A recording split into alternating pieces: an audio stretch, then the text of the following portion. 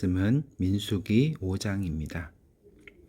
여호와께서 모세에게 말씀하여 이르시되 이스라엘 자손에게 명령하여 모든 나병 환자와 유출증 있는 자와 죽음으로 부정하게 된 자를 다 진영 밖으로 내보내되 남녀를 막론하고 다 진영 밖으로 내보내어 그들이 진영을 더럽히게 하지 말라. 내가 그 진영 가운데 거하느니라 하시매.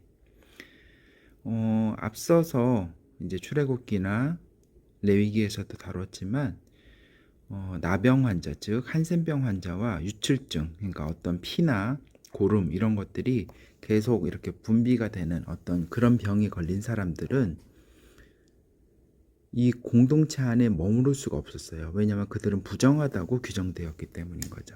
그래서 그 병의 심각함을 떠나서 그 병이 걸려서 죽게 되었다 아니었다 이런 걸 떠나서 그들은 그 공동체 가운데 있을 수가 없었고요. 그래서 예수님께서 나병 환자를 고치시고 그다음에 혈루증을 앓는 여인을 고쳤을 때 그들의 병을 고친 것만이 아니라 그들의 지위와 그들의 공동체로의 협업까지도 온전히 이루셨다는 것을 앞서 다룬 바가 있습니다.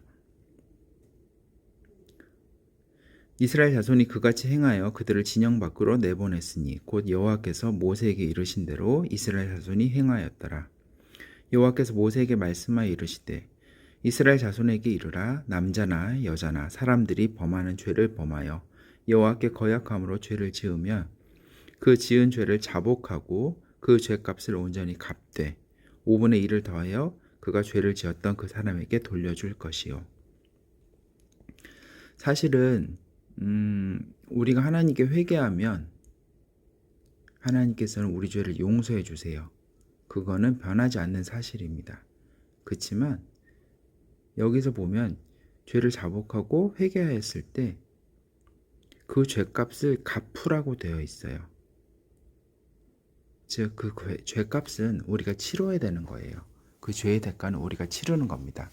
물론 가장 큰 죄의 대가인 사망은 예수님께서 친히 다 담당하셨지만 우리는 누군가에게 손해를 끼치고 누군가에게 아프게 했던 죄를 지었다면 그것에 대해서 그들에게 용서를 구해야 되는 거고 죄값을 치러야 되는 겁니다. 많은 사람들이 오해하고 있는 것 같아요. 우리가 하나님께만 용서받으면 사람에게 다 용서받는다? 그건 아닌 것 같아요. 그렇기 때문에 우리가 누군가에게 마음을 아프게 했고 누구에게 손해를 끼쳤다면 하나님께 회개하는 그 마음과 동일한 마음으로 그들에게도 용서를 구하고 그 죄값을 치러야 됩니다. 만일 죄값을 받을 만한 친척이 없으면 그 죄값을 여호와께 드려 제사장에게로 돌릴 것이니 이는 그를 위하여 속죄할 속죄의 순양과 함께 돌릴 것이니라. 이스라엘 자손이 거제로 제사장에게로 가져오는 모든 성물은 그의 것이 될 것이라. 각 사람이 구별한 물건은 그의 것이 되나니 누구든지 제사장에게 주는 것은 그의 것이 되느니라. 여호와께서 모세에게 말씀하여 이르시되 이스라엘 자손에게 말하여 그들에게 이르라.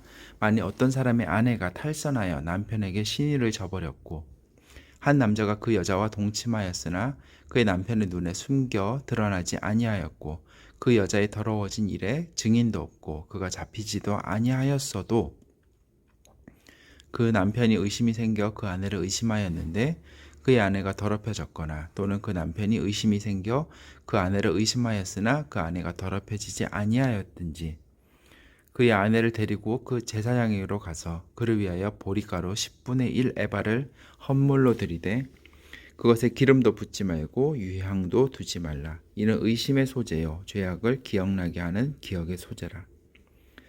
제사장은 그 여인을 가까이 오게 하여 여호와 앞에 세우고 토기에 거룩한 물을 담고 성막 바닥에 티끌을 취하여 물에 넣고 여인을 여호와 앞에 세우고 그의 머리를 풀게 하고 기억나게 하는 소재물 곧 의심의 소재물을 그의 두 손에 두고 제사장은 저주가 되게 할 쓴 물을 자기 손에 들고 여인에게 맹세하게 하여 그에게 이르기를 내가 내 남편을 두고 탈선하여 다른 남자와 동침하여 더럽힌 일이 없으면 저주가 되게 하는 이 쓴 물의 해독을 면하리라.